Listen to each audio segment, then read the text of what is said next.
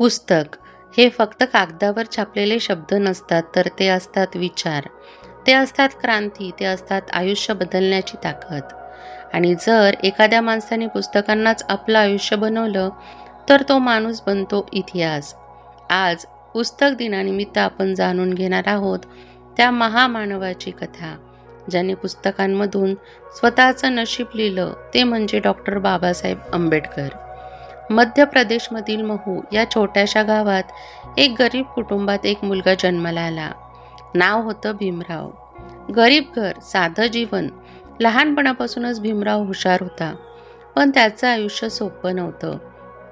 कारण त्याचा जन्म झाला होता त्या समाजात जिथे माणसाला माणूस म्हणून मानलं जात नव्हतं. तो, हो, भीमराव अस्पृश्य होता. शाळेत जाताना त्याला वर्गात बसू दिलं जात नव्हतं. तो कोपऱ्यात बसायचा आणि पाणी प्यायचं असेल तर ते कोणीतरी वरून ओतून द्यायचं. कल्पना करा, ज्ञान मिळवण्यासाठी झगडणाऱ्या त्या मुलाची, ज्याला पाणीसुद्धा स्वतःच्या हाताने प्यायला मिळत नव्हतं. पण भीमरावाने एक गोष्ट समजून घेतली होती, जर मला या परिस्थितीतून बाहेर पडायचं असेल तर मला शिक्षण घ्यावंच लागेल. रात्री अभ्यास करताना त्याने पुस्तकांना आपला मित्र बनवलं. तो तासनतास वाचायचा, रात्रभर अभ्यास करायचा. जेव्हा सगळे झोपायचे तेव्हा भीमराव जागा असायचा, कारण त्याला माहीत होतं की त्याचं स्वप्न झोपून पूर्ण होणार नाही. एकदा भीमराव आणि त्याचे भाऊ बहीण गावाला जात होते, पण कोणीही त्यांना गाडीत बसू देत नव्हतं, कारण ते अस्पृश्य होते. त्या दिवशी त्या लहान मुलाच्या मनात एक आग पेटली. मी काहीतरी मोठं करणार, मी स्वतःला सिद्ध करणार. भीमरावाने हार मानली नाही. त्याने मुंबईत शिक्षण घेतलं आणि नंतर परदेशात जाण्याची संधी मिळाली. America, Columbia University. हो, ते गेले अमेरिकेला. कोलंबिया युनिव्हर्सिटीमध्ये, जिथे त्याने दिवस रात्र अभ्यास केला, इतका की तो लायब्ररीतच झोपायचा. त्यासाठी पुस्तक म्हणजे देव होतं. तुम्हाला माहिती आहे का, बाबासाहेबांकडे 50,000 पेक्षा जास्त पुस्तके होती.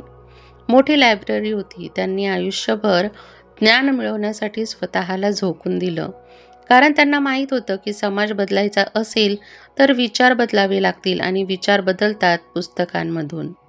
आणि त्या ज्ञानाच्या जोरावर भीमराव बनले भारताचे संविधान निर्माते. संविधान लिहिताना भारतीय संविधान हे जगातील सर्वात मोठं लिखित संविधान त्यांच्या विचारांनी तयार झालं. एकीकडे ज्याला शाळेत पाणी मिळत नव्हतं, त्याने संपूर्ण देशासाठी न्यायाची व्यवस्था तयार केली. आज पुस्तक दिन आहे, पण हा फक्त साजरा करण्याचा दिवस नाही, हा शिकण्याचा दिवस आहे. जर बाबासाहेबांसारखा महान माणूस पुस्तकांमुळे घडू शकतो, तर आपण का नाही?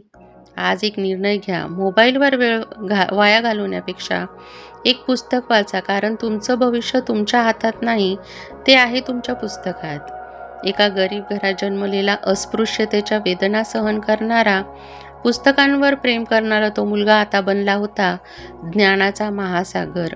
पण त्याचा खरा संघर्ष आता सुरू होणार होता. परदेशातून शिक्षण घेऊन परत आल्यानंतर डॉक्टर बाबासाहेब आंबेडकर यांनी एक गोष्ट स्पष्ट केली, मी फक्त माझ्या समाजासाठी शिकलेलो नाही, मी माझ्या समाजासाठी लढणार आहे. लोकांची दुःखी अवस्था त्या काळात, दलित समाजावर अन्याय होत होता. त्यांना मंदिरात जाण्याची परवानगी नव्हती किंवा पाणी घेण्याचाही हक्क नव्हता. तेव्हा बाबासाहेबांनी ठरवलं, आता अन्याय सहन करायचा नाही, तर त्याविरुद्ध उभं राहायचं. सन 1927 इतिहासात एक मोठी क्रांती घडली. महाड सत्याग्रह. ही फक्त पाण्यासाठीची लढाई नव्हती, ही होती मानवी हक्कांसाठीची लढाई. लोकांचा जमाव, तलाव. बाबासाहेब हजारो लोकांसोबत महाडच्या चवदार तळ्याकडे गेले आणि त्यांनी पहिल्यांदाच त्या तळ्याचं पाणी पिऊन संपूर्ण समाजाला संदेश दिला, आम्ही माणूस आहोत, आम्हालाही हक्क आहेत. त्या एक घोट पाण्याने शतकानुशतकांचा अन्याय हादरला.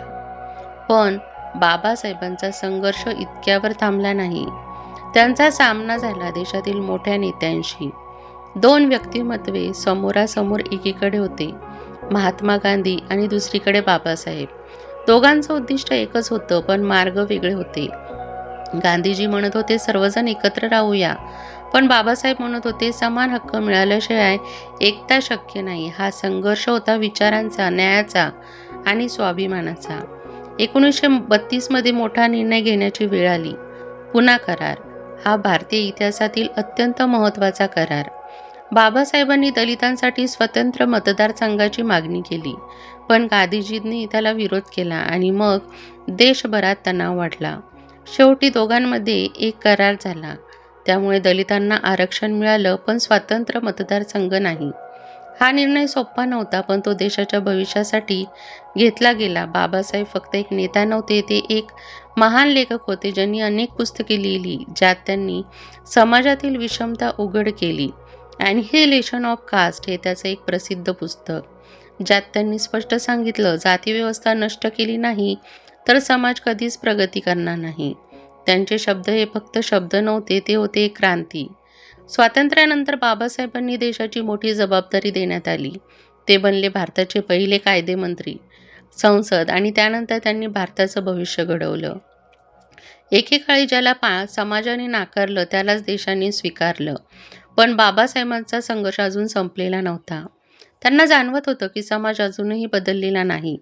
ते आतून खूप व्यवस्थित होते, पण त्यांनी हार मानली नाही, कारण ते लढत होते फक्त स्वतःसाठी नाही तर संपूर्ण मानवतेसाठी. आणि मग त्यांनी घेतला एक असा निर्णय ज्याने संपूर्ण भारत हादरला.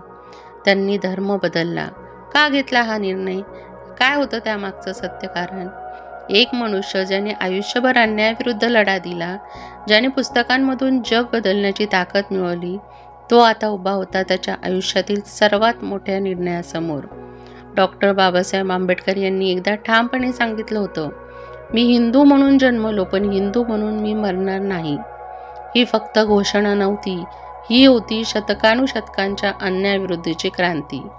त्यांनी अनेक धर्मांचा अभ्यास केला, वाचन केलं, संशोधन केलं आणि शेवटी त्यांनी निवडला बुद्धाचा मार्ग.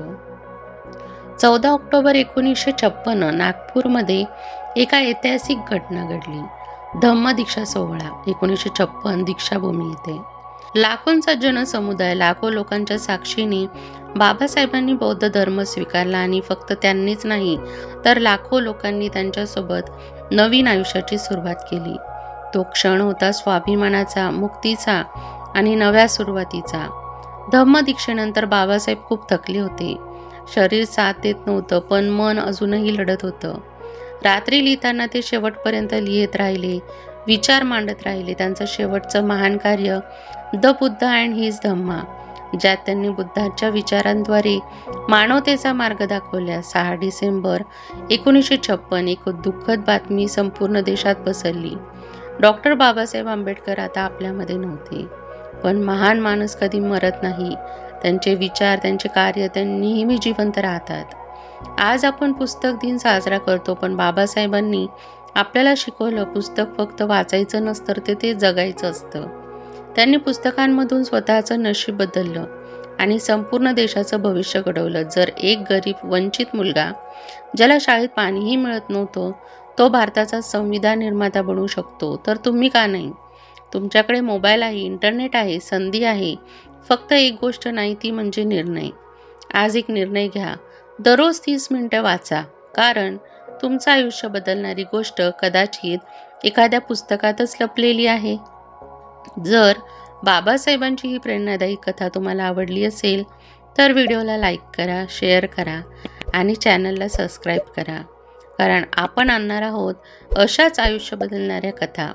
लक्षात ठेवा, पुस्तक माणसाला फक्त शहाणं बनवत नाहीत, तर त्याला महान बनवतात, कारण पुढचा भाग तुमचं आयुष्य बदलू शकतो. व्हिडिओ बघितल्याबद्दल धन्यवाद.